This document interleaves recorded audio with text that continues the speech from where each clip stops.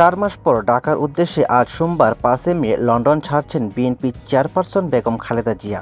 কাতারের Royal air অ্যাম্বুলেন্সে যুক্তরাজ্যের হিথ্রো বিমানবন্দর থেকে যুক্তরাজ্য সময় বিকেল 4টা 10 মিনিটে ও বাংলাদেশ সময় রাত 9টা 10 মিনিটে রওনা দেবেন তিনি।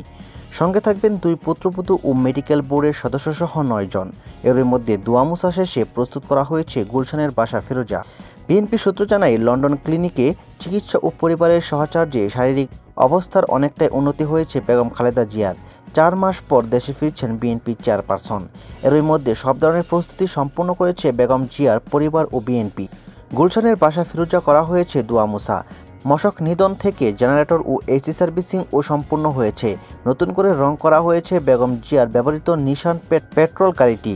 লাগানো হয়েছে বুলেট প্রুফ গ্লাস। এদিকে বেগম খালেদা জিয়ার সঙ্গে 17 বছর পর দেশে ফিরছেন বড় ছেলে তারেক রহমানের স্ত্রী ডক্টর জুবাইদা রহমান। ঢাকা ফিরে ধানমন্ডির পৈতৃক বাসায় উঠবেন তিনি। জিয়া পরিবারের সদস্য হওয়ায় জুবাইদার নিরাপত্তায় পুলিশের মহাপরিদর্শকের কাছে আবেদন করেছে বিএনপি।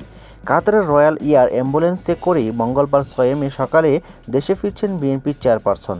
দেশে ফেরার পর রাস্তার দুপাশে সুশৃঙ্খলভাবে দাঁড়িয়ে দলীয় নেত্রীকে অভ্যর্থনা জানাতে নেতাকর্মীদের নির্দেশ দিয়েছেন দলটির মহাসচিব মির্জা ফখরুল ইসলাম আলমগীর। বিমানবন্দর থেকে বাসায় ফেরার পথে বেগম জিয়ার নিরাপত্তায় সহযোগিতার জন্য আইনশৃঙ্খলা বাহিনীর সঙ্গে বৈঠকও করেছেন বিএনপির শীর্ষ নেতারা।